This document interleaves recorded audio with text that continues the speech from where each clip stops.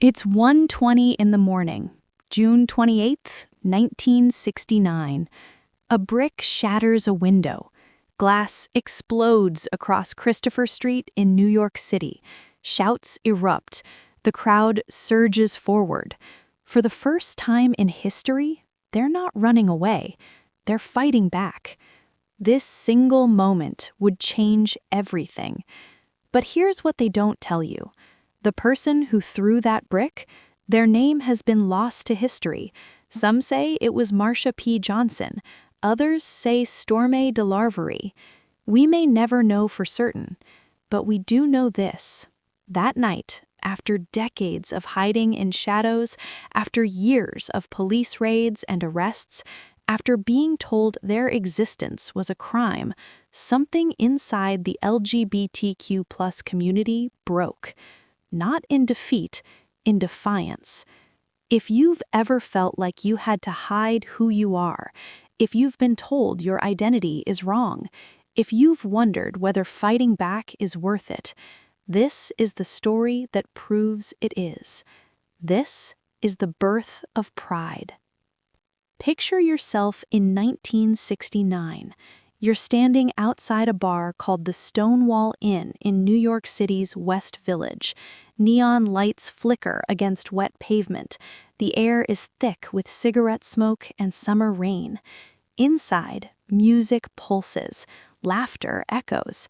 There's a fragile sense of safety here. For drag queens, lesbians, transgender people, and gay men, this isn't just a bar, it's a sanctuary.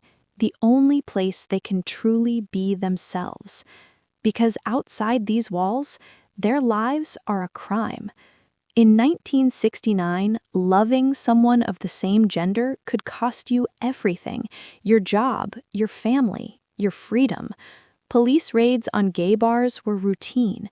People were arrested simply for dancing together, for holding hands, for existing. This matters now more than ever.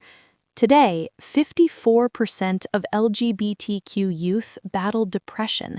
Nearly half have considered ending their lives, according to the Trevor Project's 2023 research. If you've ever felt like your identity is a burden, if society has told you to shrink yourself, Stonewall's story proves something vital. Resistance matters. Even the smallest act of defiance can change everything. Historian David Carter put it perfectly. Stonewall was not the start of the LGBTQ movement, but it was the spark that turned decades of quiet suffering into public defiance. By the end of this video, you'll feel the tension of that night, the fear, the courage. You'll witness decades of despair crushed under societal judgment, and you'll see the hope that emerged from chaos. You'll understand that the fight for your right to exist, to love openly, to claim your space, is not just historical, it's deeply personal. And even in the darkest moments, you are never truly alone. Imagine living every single day knowing that who you are is considered a crime.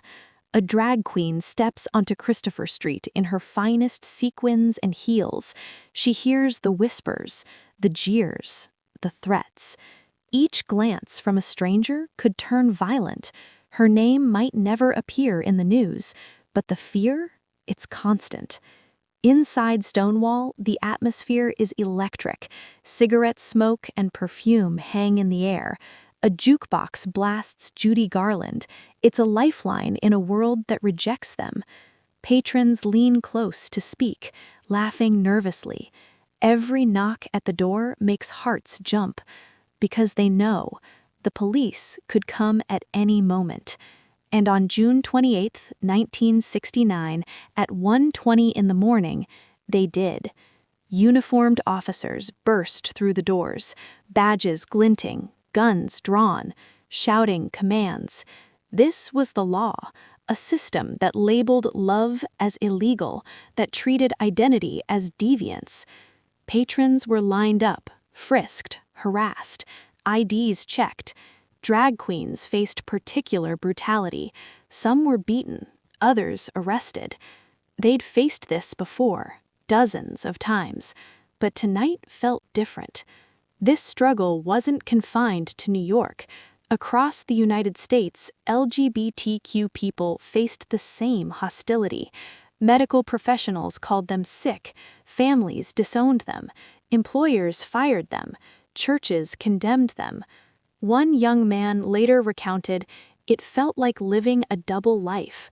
Being yourself could get you beaten or locked away or killed."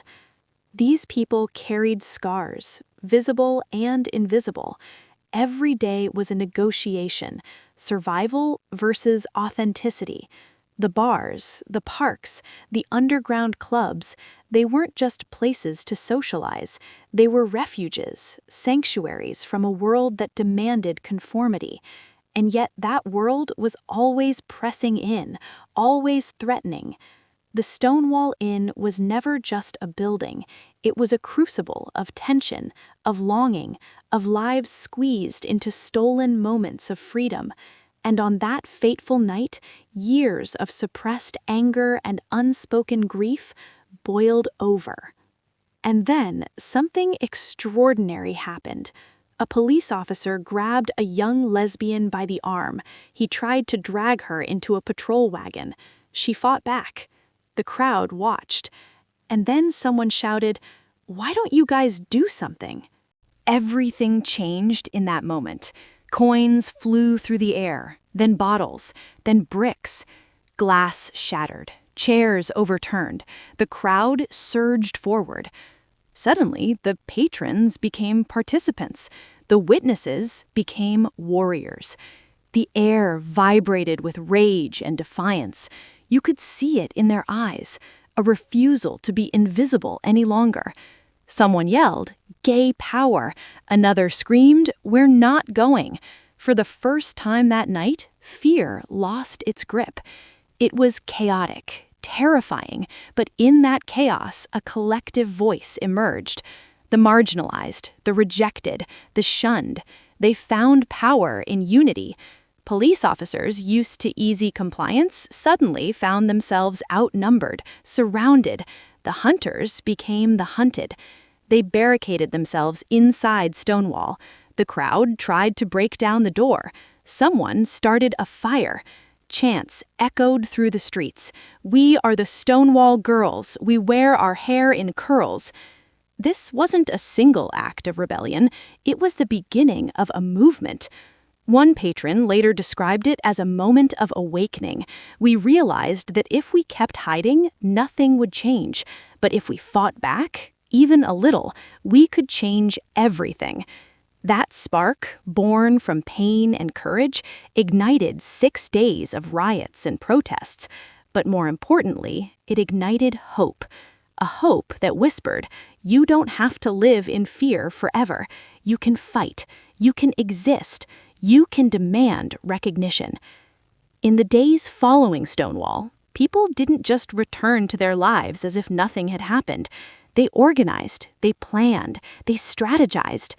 Meet Marsha P. Johnson, a Black transgender woman who became a mother to the movement. Sylvia Rivera, a Latina transgender activist who fought for the most marginalized. And countless unnamed heroes whose bravery kept the flame alive. They formed advocacy groups, the Gay Liberation Front, the Gay Activist Alliance, street patrols to protect their community, support networks for those rejected by families. They created spaces where people could speak their truth without fear. The LGBTQ+ community learned resilience in real time. Every arrest was met with protests. Every harassment sparked outrage. Every insult fueled determination. They knew survival required more than hiding. It required visibility. By June 2020, exactly 1 year after Stonewall, the first Pride marches took place. New York, Los Angeles, Chicago. Thousands marched through the streets. People carried banners declaring, "We are here. We are queer. We will not disappear." Drag queens walked proudly in daylight. Couples held hands without fear. For the first time, they claimed public space as their own. The survival wasn't linear. There were setbacks. Conservative backlash intensified. Internal disagreements fractured groups. Personal tragedies struck. The AIDS crisis would later devastate the community. But each struggle forged a stronger, more connected movement. For individuals, survival looked different. A teenager finding their first queer youth group, a drag queen performing with pride instead of shame, a couple finally holding hands in public without checking over their shoulders. These small victories weren't trivial, they were monumental in a world that tried to erase them. And for the wider movement, survival meant building institutions, community centers offering legal advice, housing, and emotional support, hotlines for those in crisis, safe spaces for those with nowhere else to go. They proved that community could save lives, that collective courage could reshape society. Stonewall was not the end. It was the beginning, but it showed that even when the odds are stacked against you, survival is possible. Life beyond fear is attainable. Today, Pride is celebrated around the world. Rainbow flags wave in cities from London to Tokyo, Toronto to Sydney, Sao Paulo to Cape Town. Millions march each June, not just LGBTQ+ people, but allies, families, friends, strangers united in support. But these parades are more than parties. They are living testaments to courage, to survival, to triumph over systemic oppression. Stonewall's legacy is profound. Because of that night, laws began to change. In 2003, the Supreme Court struck down sodomy laws. In 2015, marriage equality became the law of the land in the United States. Similar victories followed in countries around the globe. Visibility increased, representation grew. Society, slowly, painfully, imperfectly, began to accept that LGBTQ+ people are not threats. They are human. The significance goes beyond legal progress.